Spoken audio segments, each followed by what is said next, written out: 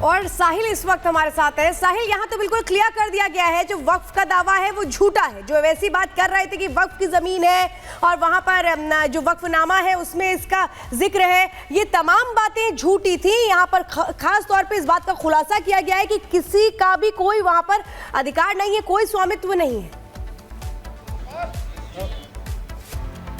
जी बिल्कुल, डीएम साहब ने कुछ ही देर पहले मीडिया को ये पूरी जानकारी साझा की है और ये बताया कि जिस जगह पे पुलिस चौकी बन रही है उस जगह पे फिलहाल किसी ने अभी मालिकाना जो हक है वो नहीं जताया है, क्योंकि लंबे समय से कहा जा रहा है कि वक्त की प्रॉपर्टी है, वक्त की प्रॉपर्टी पे जो है पुलिस चौकी बनाई जाती है। लेकिन डीएम ने यह जानकारी दी कि अभी तक जो ठोस दस्तावेज जो थे वो ऐसे उनके पास नहीं पहुंचे हैं, ना ही किसी ने आके ये दावा किया है कि ये प्रॉपर्टी हमारी है, कि गलत जगह पे जो है पुलिस चौकी बनाई जा रही है। तो इसमें एसपी संभल का भी यही कहना है कि जो शख्स उनके पास दस्तावेज लेकर पहुंचे हैं, जिन्होंने कहा है कि ये प्रॉपर्टी वक्फ की है या किसी निजी शख्स के, तो पुलिस ने कहा जो भी फर्जी दस्तावेज दिखाएगा उनके खिलाफ कानूनी कार्रवाई भी की जाएगी। तो इससे साफ तौर पे बात जाहिर होती है कि तमाम जो दस्तावेज दिखाए गए या कहा जाए कोई भी शख्स उनके पास पहुंचा है तो वो फिलहाल अनरजिस्टर्ड डॉक्यूमेंट्स जो है डीएम ने करार दिया है। तो इस मामले में यह बात क्लियर हो जाती है कहीं ना कहीं कि जिस लैंड पर पुलिस चौकी बन रही है वो फिलहाल अभी वक्फ बोर्ड की नहीं है, क्योंकि ये पूरा जो क्लियरेंस जो है डीएम संभल ने दिया है। जी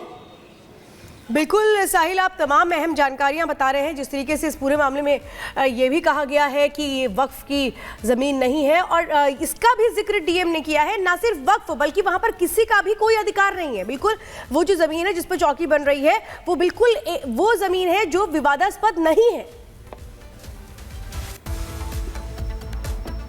हाँ जी बिल्कुल, शाही जामा मस्जिद के सामने जहाँ पे पुलिस चौकी बन रही है, डीएम ने कहा कि उस जगह पे कोई मकान नहीं बना हुआ वर्तमान में, ना ही कोई लैंड किसी की है, क्योंकि वो लैंड काफ़ी समय से खाली पड़ी हुई है। मूवमेंट जो है पब्लिक की वहाँ पे ज़रूर रहती है, लेकिन किसी ने आके उस लैंड का भी ये हक नहीं जताया कि ये प्रॉपर्टी जो है किसी वहाँ के लोकल रेजिडेंशियल की है या फिर वक्फ बोर्ड की है। तो इससे बात करने का ये जाहिर होती है वैसे, क्योंकि यहाँ तो प्रशासन ने सब कुछ क्लियर कर दिया। अब देखना है आगे वो क्या कुछ कहते हैं। बहुत बहुत धन्यवाद साहिल तमाम जानकारियां देने के लिए।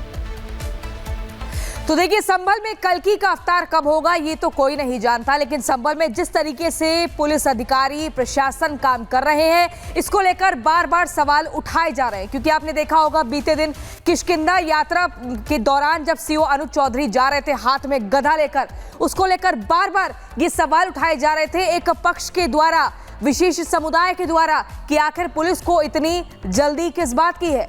देखिए रिपोर्ट।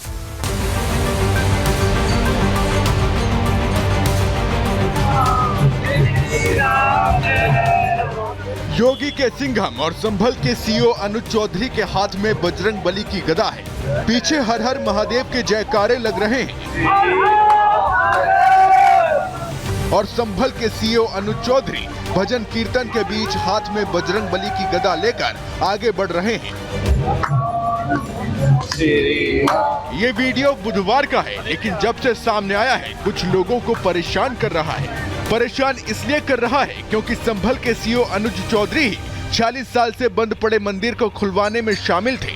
इससे पहले जब संभल में हिंसा हुई तो मुस्लिम पक्ष ने सीओ अनुज चौधरी पर कई आरोप लगाए थे। वहीं संभल के सीओ अनुज चौधरी इसलिए भी चर्चा में हैं क्योंकि वो पहले ही कह चुके हैं कि हम जाहिलों के हाथों मरने के लिए पुलिस में भर्ती नहीं हुए हैं। अनुज चौधरी अभी संभल में सुरक्षा व्यवस्था संभाल रहे हैं, लेकिन कल जब हाथ में गदा लेकर रथ यात्रा में वो आगे आगे चले तो सवाल भी उठे। सीओ साहब गदा लेकर के घूम रहे हैं, जो काम उन्हें रामलीला में करना चाहिए था, मुझे लगता है कि वो आजकल कर रहे हैं। इतना ही शौक था तो अभी रामलीला गुजरे हुए कुछ ही दिन हुए हैं, वो खूब गदा लेके घूमते, कोई मसला नहीं था, अच्छा कैरेक्टर उनको मिल जाता है। ड्यूटी के दौरान हाथ में गदा लेकर चलने पर सवाल खड़े किए जा रहे हैं, तो योगी के सिंघम ने इसका जवाब भी दिया है। सीओ अनुज चौधरी कह रहे हैं कि वर्दी पहने हैं तो अगर गदा ले लिया तो कोई अपराध नहीं है और कानून की किताब में कहीं नहीं लिखा कि पुलिस अधिकारी गदा नहीं पकड़ सकता। मंदिर का पे पूजा का प्रोग्राम था गुरुजी का, वो संपन्न हो गया है। सुरक्षा है, फोर्स है पूरा पर्याप्त, ताकि भीड़ भाड़ है तो इसलिए थोड़ा सा एहतियातन रखा है। सियासत जमकर हो रही है। सर्वे और खुदाई की देश भर में जितनी चर्चा है उतनी ही चर्चा अनुज चौधरी की है। कुछ लोग मानते हैं कि संभल में आज जो कुछ हो रहा है वो सीओ अनुज चौधरी करवा रहे हैं, तो सोशल मीडिया में सनातन को मानने वाले लोग सीओ अनुज चौधरी को योगी का सिंघम और हिंदू हृदय सम्राट भी बता रहे हैं। Bureau report, Republic Bharat. और अब खबर यूपी के कुशीनगर से, जहां हैरान करने वाला मामला सामने आया है। तेज रफ्तार बाइक किस तरह से डिवाइडर से टकराती है और उसमें जो 3 लोग सवार थे वो जख्मी हो जाते हैं। ये आप तस्वीरें देख रहे हैं कैसे बेकाबू होकर के ये जो बाइक है ये डिवाइडर से टकरा जाती है। जो रफ्तार है वो इतनी ज्यादा थी कि ये जो 3 बाइक सवार थे, ये पहली बात तो 3 बाइक सवार बैठे हुए थे जो नियमों के विरुद्ध है, और उसके बाद जो बाइक थी वो इतनी तेजी से आ रही थी कि बाइक अनियंत्रित हो जाती है और डिवाइडर से जा टकराती है। देखिए किस तरह से इसके बाद जो बाइक है वो पलटती है। तीनों जो लोग इसमें सवार हैं वो जख्मी हो जाते हैं। ये तस्वीरें इस वक्त कुशीनगर से हम आपको दिखा रहे हैं, जहां पर सड़क में कोई भीड़ भाड़ नहीं है। वो तो ये बहुत गनीमत रही कि अगर कोई गाड़ी आगे से आ रही होती तो फिर शायद इनका बचना भी मुश्किल हो जाता। ये हैरान करने वाला मामला है और दिखाता भी है कि अगर आप सावधानी से नहीं चलते हैं सड़क पर तो फिर क्या हो सकता है। और चलिए अब अगली खबर आपको बताते हैं। उत्तर प्रदेश के कानपुर में रेलवे ट्रैक पर खाली सिलेंडर मिलता है और सिलेंडर मिलने के बाद अब यहां से जांच पड़ताल शुरू हो जाती है। वहां पास में लगा सीसीटीवी कैमरा जो है वो खंगाला जा रहा है, फुटेज खंगाली जा रही है। उत्तर प्रदेश के कानपुर का मामला है जहां पर ट्रैक पर सिलेंडर मिलता है और ये खाली सिलेंडर बताया जा रहा है। लेकिन इस पूरे मामले की अब जांच पड़ताल शुरू हो चुकी है। उसी फुटेज, कैमरे की फुटेज के आधार पर ये देखा जाएगा कि आखिर कौन ये क्या सिलेंडर यहां पर रख कर गया है। जांच करने के लिए पहुंच चुकी है खुफिया एजेंसी की टीम।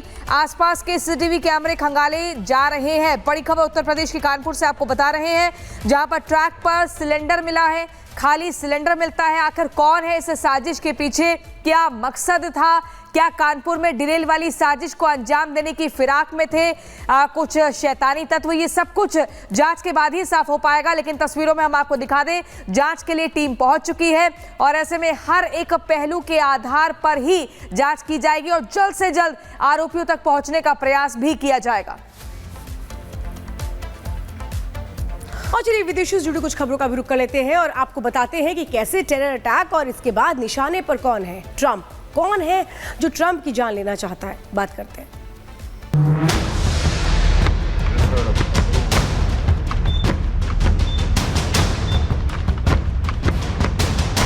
Cybertruck, really damage.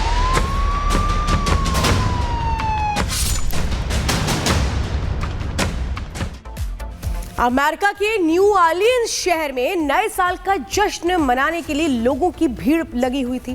पहले एक तरह से वहां पर एक ट्रक ने कुछ लोगों को रौंदता हुआ आगे बढ़ जाता है, फिर अंधाधुंध फायरिंग से पूरा शहर दहल उठता है। नरसंहार में 15 लोगों की मौत हो गई है जबकि 35 से ज्यादा लोग जख्मी हैं।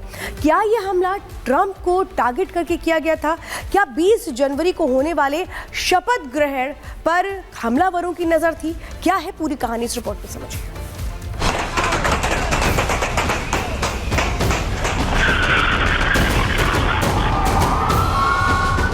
ये अमेरिका का न्यू ऑरलियंस शहर है जहां तड़के लोग नए साल का जश्न मना रहे थे, नाच रहे थे, गा रहे थे। लेकिन तभी इसमें भंग तब पड़ा जब सड़क पर एक पिकअप वैन रफ्तार भरती आगे बढ़ने लगी। ना उसे बड़े लोग नजर आए ना ही बच्चे। लोगों को पहले गाड़ी से कुचला, फिर बेहिसाब फायर कर दिया। न्यू ऑरलियंस शहर के कैसर सुपरडोम में आयोजित college football quarter final Allstate bowl की शुरुआत होने वाली थी, जिसमें हजारों लोग शामिल हो रहे थे। इस दौरान एक तेज रफ्तार मिनी ट्रक भीड़ को कुचलते और उन पर फायरिंग करते नजर आई। जैसे ही गोलियों की आवाज थमी, सड़क पर लाश ही लाश नजर आने लगी। कोई चिल्लाया, किसी ने अपनों को उठाया। नए साल के जश्न के दौरान भीड़ पर आतंकवादी हमला माना जा रहा है। अमेरिकी जांच एजेंसी FBI के मुताबिक यह हमला जानबूझकर किया गया और हमलावर नरसंहार पर आमादा थे। हालांकि पुलिस की जवाबी कार्रवाई में हमलावर को ढेर कर दिया गया है। इस घटना को अंजाम देने वाले आरोपी की पहचान 42 साल के शमसुद्दीन जब्बार के रूप में हुई है। FBI ने जानकारी देते हुए बताया कि हमलावर शमसुद्दीन जब्बार टेक्सास का रहने वाला है। जब्बार की गाड़ी के पास से ISIS का झंडा, बंदूकें और IED के साथ पाइप बम बरामद हुए हैं, जिन्हें कूलर के भीतर छिपाया गया था।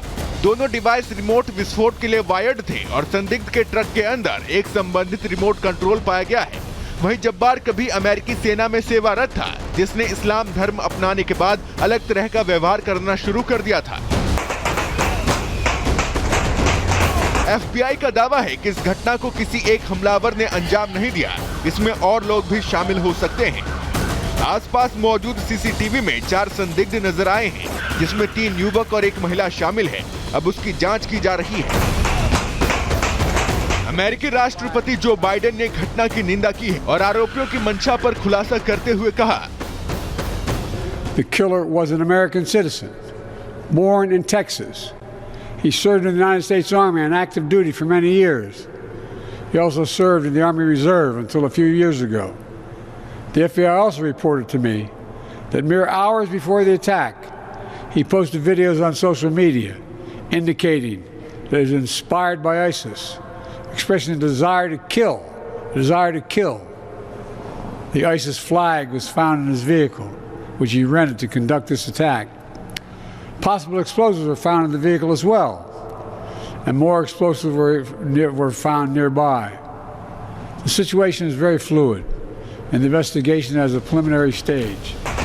हमले के पैटर्न को देखते हुए मामले की जांच आतंकी एंगल से की जा रही है, लेकिन इस बीच सवाल उठ रहा है कि जब 18 दिन बाद अमेरिका को नया राष्ट्रपति मिलने वाला है, तो ऐसे में उनको टारगेट कर यह हमला किया गया।